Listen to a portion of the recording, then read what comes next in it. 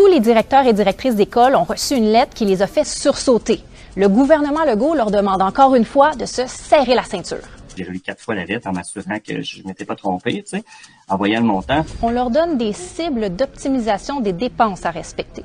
Ça, c'est une expression compliquée qui veut dire qu'on demande aux écoles de ne pas dépasser le budget qui a été annoncé de 23,5 milliards de dollars, comme elles l'ont fait l'an dernier. On leur dit que leurs dépenses ne pourront pas continuer à augmenter au même rythme, alors que le nombre d'élèves dans les classes, lui, continue d'augmenter. Donc, techniquement, on ne parle pas de coupe, mais bien de restrictions budgétaires. Et ça, c'est une nuance qui est importante pour le ministre de l'Éducation, Bernard Drinville. Oui, on ralentit le rythme de croissance et oui, il y a un ajustement à faire. C'est un effort que je demande, que nous demandons. Oui, il va y avoir des choix difficiles à faire. Concrètement, le réseau public va devoir composer avec 511 millions de dollars de moins qu'espéré pour la prochaine année scolaire. Et pour le réseau privé, on parle de 57 millions de dollars. Il y aura aussi moins d'embauches de personnel que les années précédentes pour respecter les règles budgétaires du gouvernement. Et ça, c'est encore des sommes qui ne seront pas injectées dans le réseau pour répondre aux besoins des élèves. Selon des acteurs du réseau, la facture totale de l'effort demandé par le gouvernement va tourner autour de 1 milliard de dollars. Les effets, là, c'est qu'il y a des plans d'effectifs, notamment pour le personnel de soutien des professionnels, qui sont mis sur la glace. Ce sont des mauvais choix politiques. On fait la pire chose, le pire scénario qui pouvait arriver. Revenons à la fameuse lettre envoyée aux directions d'école. On leur demande de faire des choix en fonction des besoins de leur milieu, tout en maintenant les services offerts aux élèves. Mais ça, c'est plus facile à dire qu'à faire. Concrètement, dans mon école, c'est ça, c'est difficile de pas couper le service à l'élève, en sens que on fait déjà, on preuve de rigueur. Il n'y en a pas du gras, là. Il y a des endroits où il y a une partie de la facture qui va être retournée aux parents avec des augmentations de frais de scolarité pour l'année prochaine. Il y a d'autres endroits où on va choisir de faire des coupures. On va couper des postes, on va couper des services, on va couper des projets. C'est inévitable. Les 3 partis d'opposition sont fâchés d'apprendre tout ça à la toute fin de l'année scolaire et après la fin de la session parlementaire parce qu'ils vont pas pouvoir questionner le gouvernement à ce sujet. Si vous êtes interpellé par ce sujet, vous êtes un parent, un prof, un employé du réseau, écrivez-nous, on veut savoir ce que vous en pensez. Quand vous citez les évangiles, moi je ne nie absolument pas le fait que la France ait une histoire chrétienne et que dans ses veines coulent les évangiles. Simplement, ce que vous écrivez c'est très intéressant. Ce que vous écrivez dans votre livre, parce que même notre conception du christianisme nous oppose totalement. C'est-à-dire qu'on est à l'opposé. Vous êtes pour le christianisme et moi le catholicisme. Mais bien sûr, vous dites clairement, non, mais vous dites clairement, je suis pour l'Église et contre le Christ. Oui. Et bien oui, sûr. je le dis clairement. Mais donc là, quand vous dites cela, vous ne comprenez rien. Rien à la Révolution française. Vous ne comprenez rien à tout ce qui fait l'histoire justement des révoltes françaises pour la liberté, puisque eux épousent le Christ contre l'institution verticale. Le Christ, c'est pas la liberté, c'est l'amour. Qu'est-ce qu'il attend de lui ? De ne pas tirer sur nos civils, de ne pas toucher nos civils, de ne pas tirer massivement comme on le fait jusqu'à présent sur nos civils. Ah bon, parce que vous vous inquiétez pour les civils maintenant ? Gaza, les hôpitaux, les civils, tout ça, ça vous dérangeait pas trop, non ? Apparemment, ça vous gêne pas trop à Téhéran non plus. Ah oui, j'avais oublié, ça vous a pas gêné au Liban aussi. Donc de ne pas riposter à vos frappes. Alors là, si même BFM commence à vous mettre face à vos contradictions... Non, riposter, oui, mais il y a ce qu'on appelle de bonne guerre. Riposter contre les militaires, contre des cibles militaires. Alors déjà, 1, ça bégaye fort, à l'ambassade. 2, il est à 2 doigts de nous faire une leçon sur le droit international, ou je rêve. Et 3, bah oui, les militaires, bien évidemment, c'est important ça. D'ailleurs, les enfants de Gaza, ils sont engagés dans le Hamas dès la naissance. Je me fais une réflexion, en vrai, on devrait dire meilleur Habib. J'en vois certains qui vont s'affoler dans les commentaires parce que le moindre mot, maintenant, il faut faire attention. Détendez-vous, c'est des vannes, on rigole. Et franchement, en ce moment, j'ai envie de vous dire vaut mieux, c'est tout ce qui nous reste. Ensuite, encore une réflexion pertinente de la journaliste puisqu'elle l'a contredit en citant les frappes qu'il y a eu sur la télévision iranienne. Donc vous ne voulez pas qu'ils visent vos civils, mais vous visez des journalistes. Non, c'est une télévision d'État, madame. C'est la seule organisation de propagande étatique. La télévision d'État comme I24, du coup. Non, mais écoutez, on a des champions en ce moment, puis c'est fou de se dire que c'est ces champions qui sont à 2 doigts d'emmener tout le monde dans une guerre. C'est extraordinaire, on serait capable de partir en guerre pour ces champions. En même temps, quand tu vois les gouvernants dans les pays en ce moment, je l'ai déjà dit, il y en a pas un pour attraper les autres. Allez mes pépites, demain on fait un tuto comment survivre en cas d'attaque nucléaire et je vous apprendrai à fabriquer une cabane. On reverra aussi les bases avec le feu. Je suis à bout. À demain les pépites. Un témoignage accablant. Lors d'une audition à l'Assemblée nationale, mardi 17 juin, le responsable institutionnel de YouTube, Thibaut Guiroy, reconnaît que le réseau social censure des vidéos, même si elles respectent la loi française et les critères de la communauté YouTube. C'est un aveu manifeste, gravissime.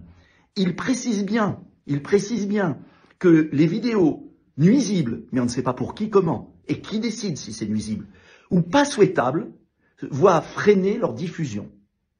Écoutez bien. Parfois, on n'est pas en capacité de supprimer des contenus qui sont potentiellement nuisibles ou qu'on ne souhaiterait pas voir recommandés, mais qui ne franchissent ni la ligne de la loi française, ni nos conditions d'utilisation. Et dans ce cas-là, ce qu'on peut faire, ce qu'on peut mettre en place, c'est de réduire la viralité et la visibilité de ces contenus en ne les recommandant plus. Et donc, dans un certain nombre de cas, c'est ce qu'on fait. On le fait de manière transparente. Vous savez que de toute façon, le DSA, le règlement sur les services numériques, nous oblige à le faire à chaque fois que c'est mis en œuvre, et on n'hésite pas à le faire lorsque c'est nécessaire.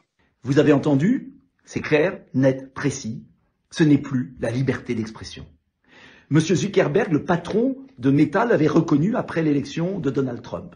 Cela veut dire que l'Union européenne a mis en œuvre un système de censure qui empêche la liberté d'expression et qui travestit, qui dénature ce que devrait être un réseau social.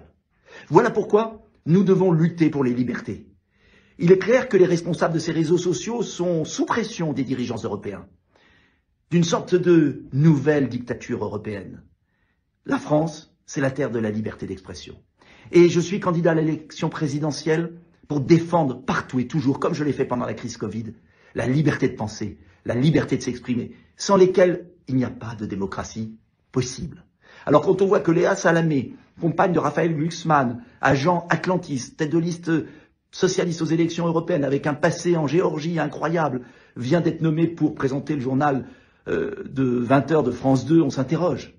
Elle ne respecte aucune des règles sur les temps de parole dans la matinale de France Inter. Qu'est-ce que ça va être demain sur France 2? Il faut se battre pour la liberté d'expression. J'ai besoin de vous, aidez-moi. Je ne lâcherai jamais ce combat, parce que la France sans la liberté, c'est pas la France. Si vous voulez, on ne s'imagine pas, mais il y a aux États-Unis 5 familles qui possèdent à elles seules 550 trillions de dollars.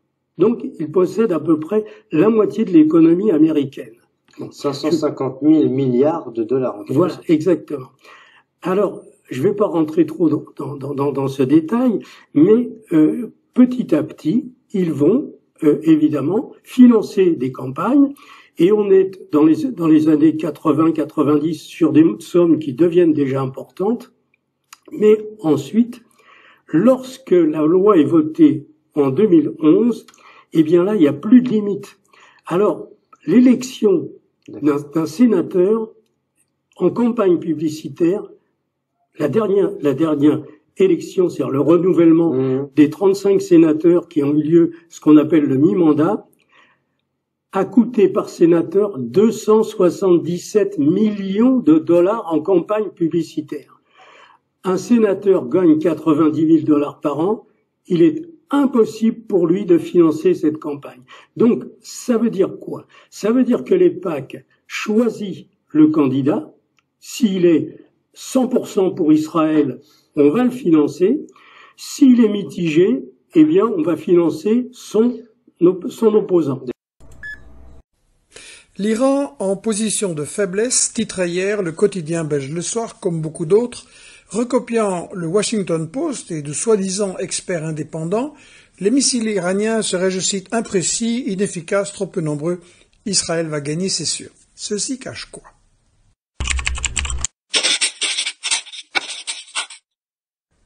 En fait, c'est un classique de la propagande de guerre, souvenez-vous, la Russie allait être vaincue en quelques jours, non quelques semaines, non quelques mois, ah tiens, non, elle continue à progresser, le Hamas aussi allait être vaincu rapidement, le Hezbollah au Liban, un classique.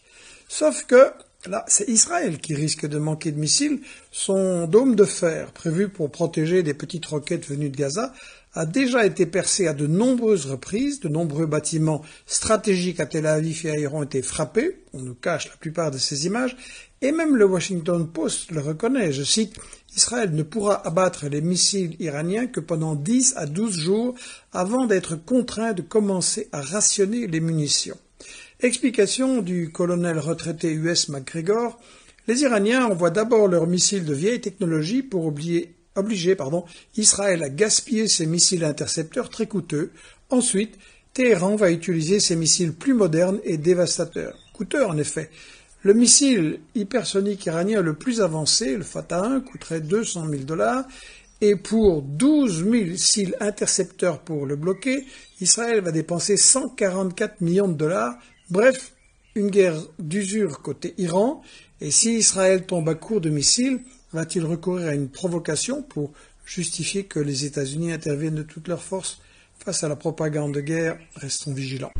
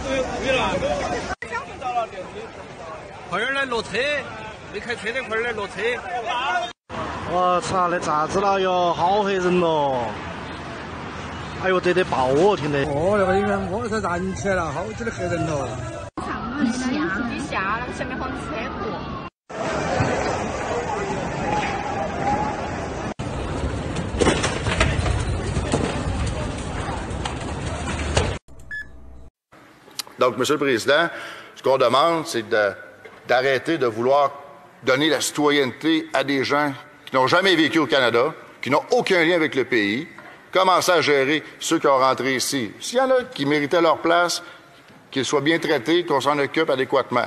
S'il y en a qui n'avaient pas d'affaires à venir ici, qu'ils retournent chez eux. C'est comme ça que ça devrait marcher, qu'on mette de l'ordre dans l'immigration au pays. Puis la première chose, et la dernière chose à faire, c'est d'avoir un projet de loi comme C3. Merci, Monsieur le Président. Est-ce que c'est pour vous un des ingrédients fondamentaux pour justifier aujourd'hui peut-être le contrôle de nos frontières et de nos politiques d'immigration? Ah oui, parce que dans ce qui a changé depuis 1995... Donc, Donald Trump avait raison en faisant...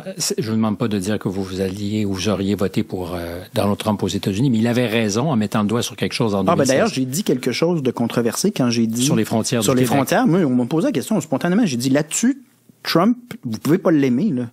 Mais c'est dysfonctionnel, la frontière. Puis j'ai pas dit Trump, j'ai dit les Américains, parce que je faisais référence à Obama, Biden, toutes les autres administrations qui disaient la même chose. Donc, sur l'immigration, que ce soit les États-Unis, l'Europe ou le Canada...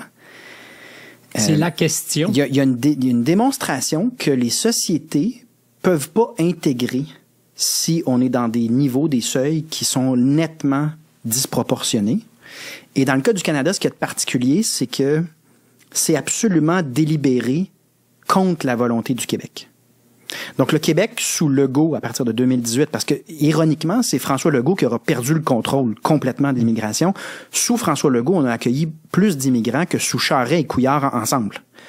Mais c'est vrai du Canada dans l'ensemble aussi, avec donc une le politique Canada accélérée. Exact. Le Canada a imposé au Québec et aux autres provinces, mais particulièrement au Québec à travers l'épisode Roxham, imposer un flot migratoire dans un modèle. Donc, Roxham, pour vous, C'était consenti. C'est-à-dire que c'était consenti au sens où ça faisait... Tu as le tweet de Justin Trudeau, puis là, le crime organisé rentre là-dedans, puis fait de la traite de personnes. Puis je dénonçais, puis je me faisais traiter de...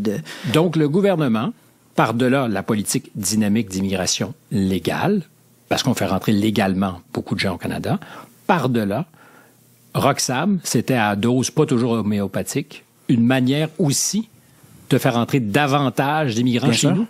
Bien sûr. Qui est à les régulariser plus tard. Et de saboter le modèle québécois, de saboter notre cohésion sociale. Parce que le modèle québécois en immigration fonctionnait somme toute.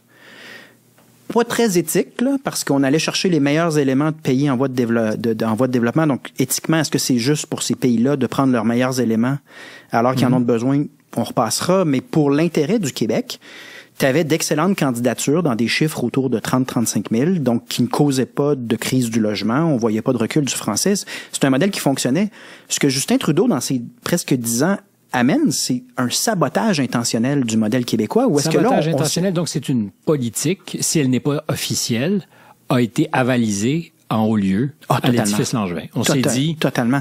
Les fonctionnaires fédéraux ont averti Trudeau, ce que tu es en train de faire va créer une crise du logement sans précédent. Puis il a procédé pareil. Et en procédant à travers Roxham puis les aéroports, donc une augmentation notamment des demandeurs d'asile, puis c'est vraiment un détournement de la notion de demandeurs d'asile dont on est témoin, tu sabotes le modèle aussi parce que tu pars d'un modèle où est-ce que tu as vraiment des gens qui sont triés sur le volet, sélectionnés, puis ensuite il y a un processus d'accueil.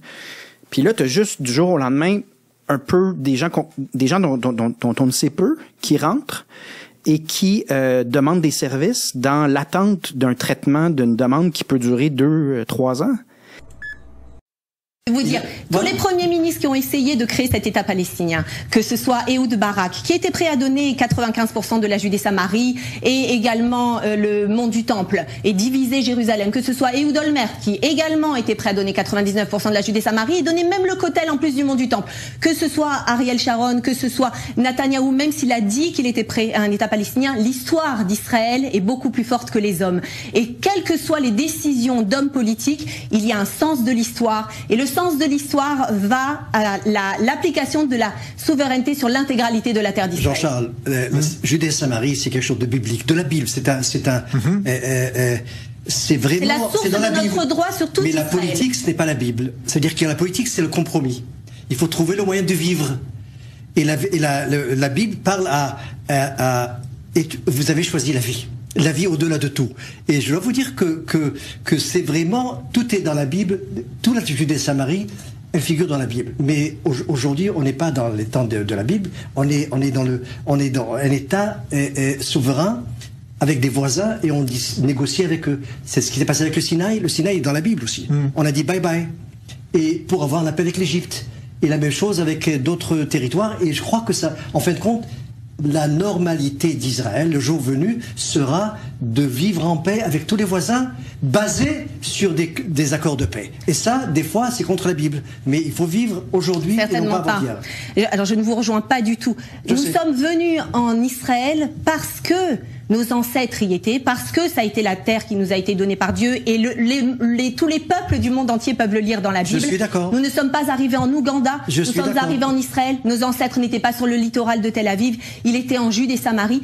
Si celui qui est capable de renoncer à la Judée-Samarie renonce finalement à tout droit qu'il a sur le reste de la terre d'Israël, nous avons notre légitimité sur la terre d'Israël, que ce soit à Haïfa ou à Eilat ou à Naria ou à Netanya, que parce que nous avons un droit sur Hebron, sur Shrem, sur Yericho, qui ont fait partie de la terre d'Israël, qui ont fait partie de l'histoire du peuple d'Israël et de son retour lorsqu'il est arrivé ici avec Josué à la tête.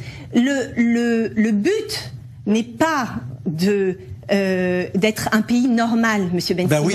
Le but est d'être un pays juif, avec notre passé, de notre histoire, et ça n'est qu'ainsi que nous pourrons construire notre futur, si nous sommes conscients de notre identité juive et du fait que l'État doit être un État juif. Oui, mais parmi les nations. Parmi les nations. Ben voilà, c'est ce que je veux. C'est clair. Et nous voyons aujourd'hui qu'avec un Netanyahou qui ne parle plus d'État palestinien encore une fois et qui parle de l'application de la souveraineté, nous avons établi des relations diplomatiques avec beaucoup de pays arabes avec lesquels nous n'avions aucune relation sous Rabin, Olmert et Barak. Alors. Bon, un petit instant, il faut absolument que je réponde à cette jeune dame-là. Alors, voici mon opinion. Bonjour tout le monde, Ben Garneau à l'appareil. Eh bien oui, la petite dame, elle nous parle d'histoire, de religion, de la Bible, de Josué. Il se trouve que je suis quand même un amateur d'histoire et de religion. Bon, qu'est-ce qu'on sait en ce qui concerne ce qui s'est passé? On sait que l'Éternel a promis à Abraham les territoires en question, ça fait environ 6000 ans. 2000 ans plus tard, c'était l'époque de Moïse et de Josué. Puis à peu près 2000 ans plus tard, ben, ils ont tout perdu leur territoire, ils ont été obligés de se disperser dans tous les pays du monde. Ils sont venus ici, au Canada, aux États-Unis, en Europe, en France, partout. Partout dans le monde, il n'y avait plus de pays. Puis là, presque 2000 ans plus tard, ben, ils veulent revenir et reprendre leur territoire au nom de ce qui est écrit dans la Bible. Je ne sais pas, mais si je cède quelque chose aujourd'hui, de gré ou de force, peu importe, je n'essaierai pas d'aller le rechercher demain. C'est la logique même, mais je vais faire rire de moi. Hey, tu me l'as donné hier, viens pas le chercher aujourd'hui. Ben, c'est la même chose, ça fait 2000 ans qu'ils n'ont pas mis les pieds là. Puis en 1948, ils ont recréé l'État d'Israël. Puis là, ben, évidemment, ils veulent agrandir leur territoire. C'est spécial un petit peu. C'est comme si moi, en tant que Canadien, je revendique le Canada et les États-Unis au nom du roi de France. Parce que c'est nous autres qui étaient ici en premier. Puis les envahisseurs anglais, ben, ils sont venus ici après. Quand ils sont venus ici, Jacques Cartier fondé le Canada, les explorateurs, on a exploré jusqu'à la côte ouest, à Vancouver. On a descendu jusqu'en Floride. Toute l'Amérique du Nord au complet, ben, on l'avait exploré. Mais sans qu'on serait en droit de réclamer le Canada et les États-Unis. Mais c'est plus compliqué que ça. Parce que les Autochtones, ils ont été là depuis des centaines et des centaines d'années avant nous autres. Pourquoi ils ne réclament pas le Canada et les États-Unis, selon les mêmes principes? Ils seraient en droit de le faire, n'est-ce pas? C'est une histoire absurde de réclamer des territoires qu'on n'a pas occupés depuis 2000 ans. Et en plus, quand on mentionne la Bible, il faut la respecter. C'est écrit dans la Bible, c'est Moïse qui a écrit ça, tu ne tueras pas. Faites un petit examen de conscience et demandez-vous si vous avez tué quelqu'un ces derniers temps. En fait, depuis 50 ans, depuis que vous avez fondé l'État d'Israël. Voilà, c'est tout ce que j'avais à dire au sujet de ces revendications absurdes. Continuons avec les autres vidéos. Et évidemment, Israël a une très très grande histoire, puisque vous faites le lien avec la Bible. Israël a une très très grande histoire. C'est le peuple choisi par Dieu selon la Bible et selon les croyants. Donc c'est vrai que pour continuer ce que vous disiez, les croyants regardent cet épisode avec un œil très particulier.